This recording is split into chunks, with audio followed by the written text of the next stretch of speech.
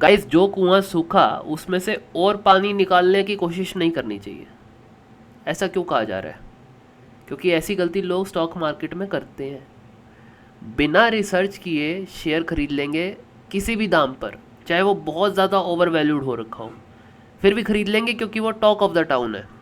और उसके बाद क्या करेंगे? उसको एवरेज करेंगे, नीचे जाएगा और एवरेज करेंगे उम्मीद में कि ये थोड़ा सा ऊपर आएगा तो हम बेच देंगे, क्योंकि एवरेज करने से उनका बाय प्राइस थोड़ा नीचे हो जाएगा। और ये गलती करते चले जाएंगे और वो स्टॉक कभी भी ऊपर नहीं आने वाला। एटलीस्ट तब तक तो नहीं जब तक उनके सब्र का बांध नहीं टूटा है, तब तक तो नहीं बेचेंगे। ऐसे ही हुआ सुजलॉन के शेयर के साथ। मैं आपको पूरा दिखाता हूँ। मैंने कुछ पॉइंट्स, प्राइस पॉइंट्स मैंने नोट कर रखे अपनी कॉपी में। ये आपको मैं चार्ट पे शो करता हूँ।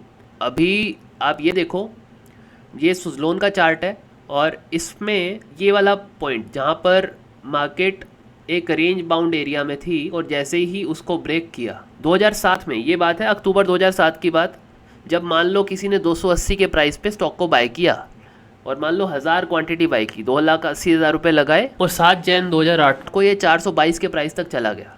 अब कुछ समझदार लोग हैं, भाई ये स्टॉक ऑलरेडी इतना ओवर वैल्यूड है और इसके पास डेट भी बहुत ज़्यादा है, लोन बहुत ज़्यादा है, और उस समय कंपनीज बहुत दबा के लोन ले रही थी, आपको भी पता है 2007-8 के टाइम पे डीएलएफ ने भी लिया था और डीएलएफ का हाल बहुत बुरा हुआ था। जिन्होंने होल्ड किया होगा उनको पता होगा, जिसमें हमने बहुत अच्छी इन्वेस्टमेंट कर रखी थी वो वाला शेयर था। तो अब जाके वो इन्वेस्टमेंट पूरी हुई है, क्योंकि डीएलएफ अभी भी बहुत बड़ी कंपनी है। पर सुजलॉन के बारे में देखो ना, 280 पे बाय करके 422 तक गया और जिन्होंने निकाल दिया उनको 1,40,000 रुपये की कमाई हो गई। अराउंड 50% उन्होंने कमा लिया। अब जो नहीं निकाल पाए यहाँ पर, भाई और ऊपर जाएगा तो प्राइस नीचे आने लग गया और 10 मार्च 2008 को इसका प्राइस 219 रुपये के आसपास आ गया। वहाँ पर कुछ हफ्ते ठहरा, आप देख पा रहे हो यहाँ पर कुछ हफ्ते इसने यहाँ पर टाइम बिताया। तो मान लो किसी ने सोचा भाई इससे नीचे नहीं जाने वाला तो यहाँ एवरेज कर लेते, थोड़ा सा ऊपर आएगा तो हम सेल कर देंगे। 500 क्वांटिटी और बाय कर ली मान लो, तो जो टोटल इन्वेस्टमेंट होगी वो होगी 3,89,500, 3,90,000 की इन्वेस्टमेंट हो गई। 260 का एवरेज प्राइस हो गया। अब इससे थोड़ा सा ऊपर आया और हाई बनाया 294 का 20 मई 2008 को।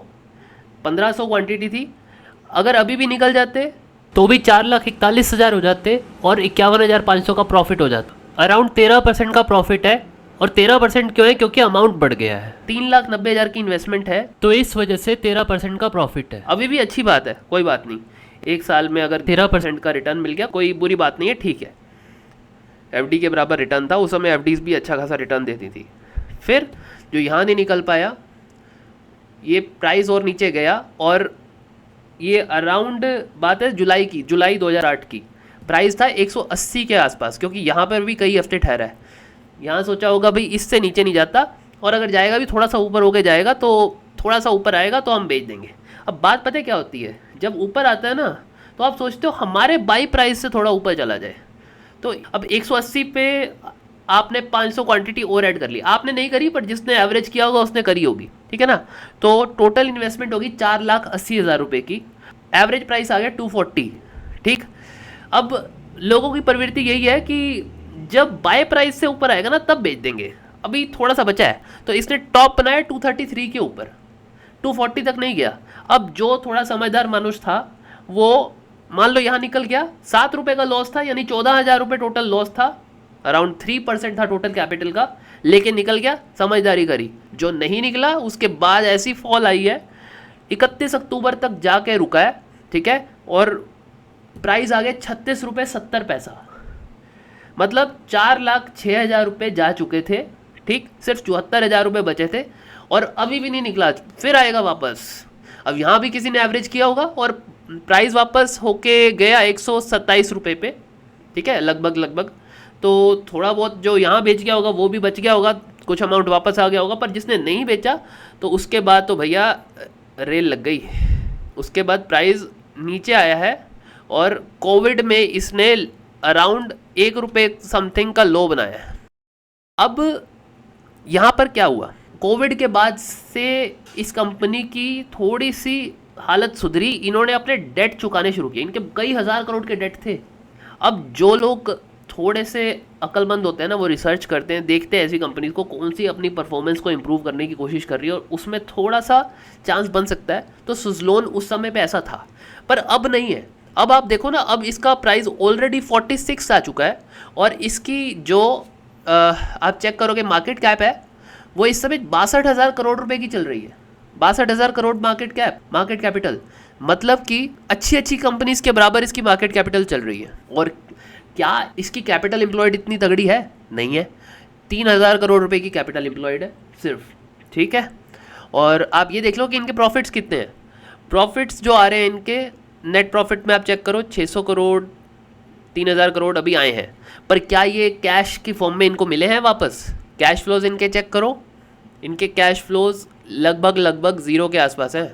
238 करोड़ 133 करोड़।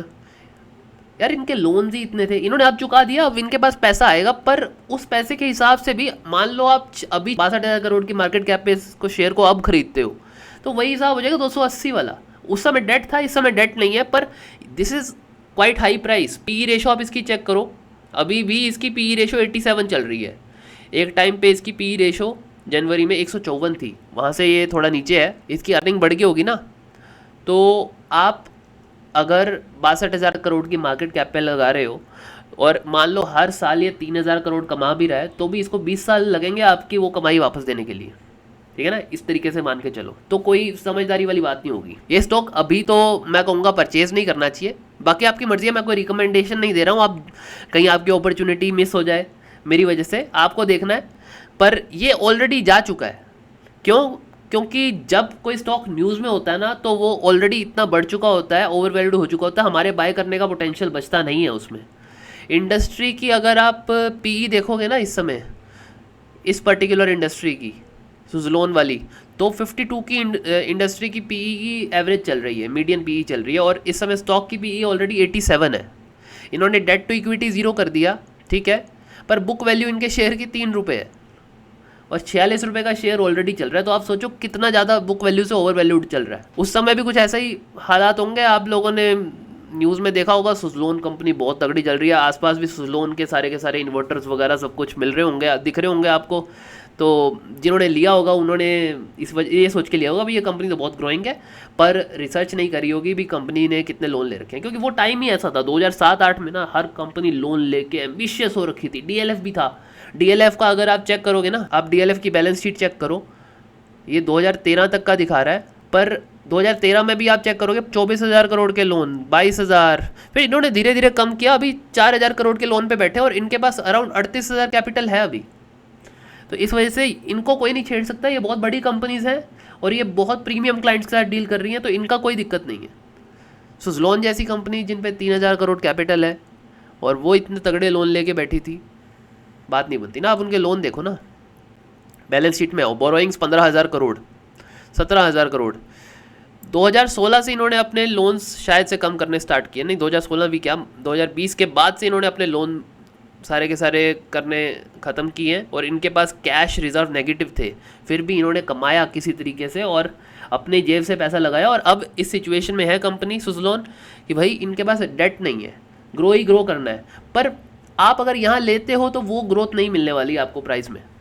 मिल भी जाए कि आप तक स्पेक्यूलेटिव रैली आ जाए, लोग उसको बस बाय करते रहे, न्यूज़ आती है तो फिर बुरा होता है। हिडनबर्ग ने अडानी के ऊपर जैसे वार किया था, उस तरीके से कोई बैड न्यूज़ आती है तो यही ऐसी ओवर वैल्यूड कंपनीज़ के साथ होता है। तो आपको ये नहीं करना चाहिए, आपको वैल्यू देखनी चाहिए कंपनी की, मैं तो यही कहूँगा। और एवरेजिंग नहीं करनी चाहिए, एवरेजिंग सबसे बुरी चीज़ है आपको, बल्कि पिरामिडिंग करनी चाहिए। उल्टा एवरेजिंग का होता है, भाई आपने बाय किया, प्राइस आपके बाय प्राइस से ऊपर गया, एक हायर लो बनाया, एक हायर हाई बनाया, जब पिछले वाले हाई को ब्रेक किया उसके बाद और ऐड करो क्वांटिटी, ऐसे ऐसे ऐड करते रहो जब प्राइस ऊपर जा रहा है। कभी भी नीचे गिरते हुए ऐड नहीं करते। आपने राकेश झुनझुनवाला को भी कहते सुना होगा कि जब जैसे प्राइस ऊपर जाता है, भाव बढ़ता है तो ऐड करते रहो, भाव भगवान छे। नीचे आता है तो आपको एक पॉइंट रखना है जहाँ से आपको निकलना है, वहाँ पर ऐड नहीं करना है। आप हो सकता है कि अगर ओवरऑल मार्केट नीचे गिरी है और कंपनी अच्छी है, आपने रिसर्च करके बाय किया, तब जाके आप उसमें ऐड भी कर सकते हो, पर ओनली इन दैट सिचुएशन अगर कंपनी बहुत अच्छी है, वेल सेट है, स्टेबल कंपनी है, उनके अच्छे खासे रिजर्व्स है, उनके पास फ्यूचर प्लान्स बहुत तगड़े हैं।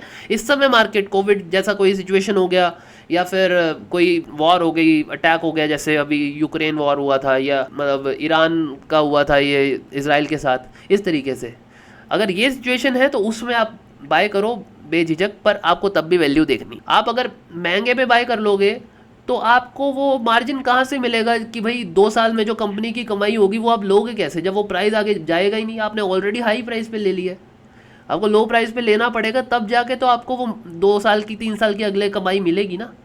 यही तरीका है कमाने का, एवरेजिंग नहीं करनी, पिरामिडिंग करनी है। समझ आया तो लाइक करो और दोस्तों से शेयर करो जिनको आपको लगता है कि ये वीडियो हेल्प करेगी। ठीक है, कमेंट करो अपने सुझाव और कोई क्वेश्चंस हो आपके जो आप चाहते हो कि मैं अगली वीडियो में उसका आंसर करूं, वो करो। और ऐसी और वीडियोस के लिए सब्सक्राइब करो। मिलते हैं अगली वीडियो में। जय भोलेनाथ।